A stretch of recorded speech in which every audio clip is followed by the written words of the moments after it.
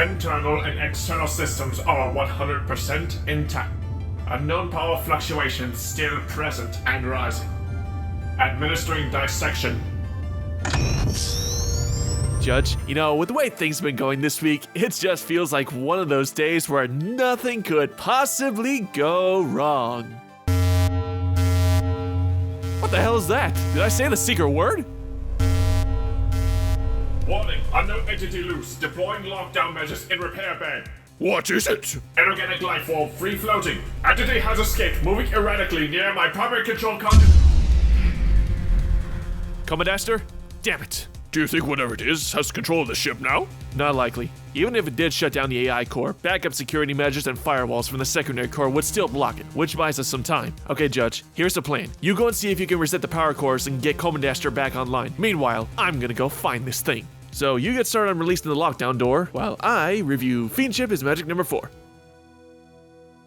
Okay, so the comic begins. Stop. Let's go back to the credits page. The comic hasn't even started and already I can tell we're in trouble. Look at this image, and let it set the tone for the rest of the comic. Already, you've just destroyed any level of seriousness with this plot. You have Nightmare Moon, the princess of night and darkness, standing next to this weird little imp of a creature. How am I supposed to take this seriously? Moving on, so we begin our comic actual with a recap of Nightmare Moon banished to the moon. Mildly annoyed from that recent battle in 1,000-year punishment. Hang on, we gotta stop again. It's only the first page, and it's riddled with problems. First off, Nightmare Moon is taking this whole thing on the moon way too nonchalantly. What was happening just 5 minutes ago?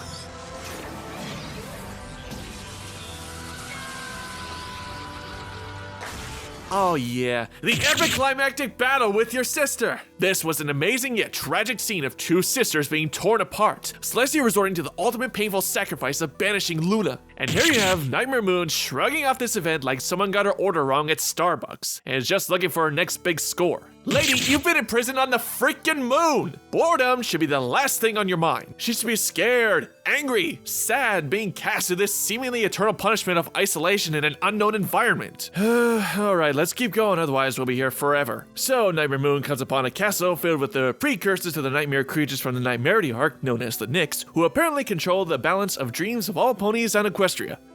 Can I at least get a few pages in without having something to bitch at? In short, this setup raises lots of questions. How do the Nyx have this ability to control dreams? How does this dream factory exist? Who built this castle and all these dream devices? How do the Nyx establish connection with ponies and why? Experiments? The comic vaguely mentions that their connections with ponies is agents, and that's it, leaving the audience with these unanswered questions about these creatures and their motivations. And one of those Nyx who befriends Nightmare Moon is Doran, a weird, dumb, naive, optimistic imp who easily is the most annoying aspect of this comic. As Nightmare Moon is obviously plotting a diabolical plot to destroy Celestia's image, Doran just blindly follows her, thinking it's just happy fun playtime. Does she have to grow a mustache, laugh maniacally for Doran to see how transparently evil she is? And the dialogue is just as bad, like the scene where Nightmare Moon tricks Doran by telling her to follow her because she's the president of their super secret club. There is such a character disconnect from the cunning shadow of night, bringing eternal darkness to the land, to the now employing childish tactics to fool this little imp. This is just dumb and ridiculous, as like Dr. Insano becoming president and... Nothing makes sense anymore. And then there's this image. Let this sink in. Any of my new threat Nightmare Moon possessed now is gone. It's gone! Yeah, what was happening not too long ago?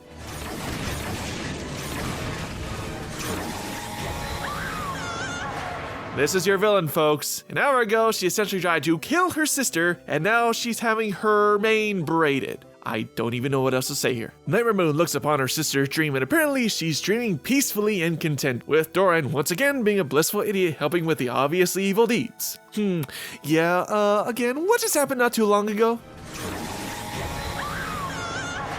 Okay, that's the last time I use that clip. But still, point is, she should not be sleeping peacefully or even at all. Celestia should be sad, depressed, full of unrest of banishing her sister. Once again, it's almost impossible to take this situation seriously because no one's reactions or emotions feel organic to the recent and ensuing events, and the characters just come off as artificial. So we come to Nightmare Moon's master plan. Implant a nightmare of Celestia attacking someone's random cat, and that random pony's nightmare somehow turns into a conspiracy with her retelling the entire town that she's a tyrant, thus creating a scared, angry mob. Oh dear lord, where does one even begin? First off, this whole event is literally still the same exact night of Luna's banishment, so the timeline for all these events from arrival on the moon to executing her plan to the town turning on Celestia is seriously compressed to an unrealistic timeline of events possible in a single night. Second, why would this pony interpret some random nightmare as, oh my god, our ruler is a monster, she hates cats, I should start an angry mob? If someone knocked at my door and told me that, I'd just assume they're crazy and just slam the door in their face. Third, if the citizens of Equestria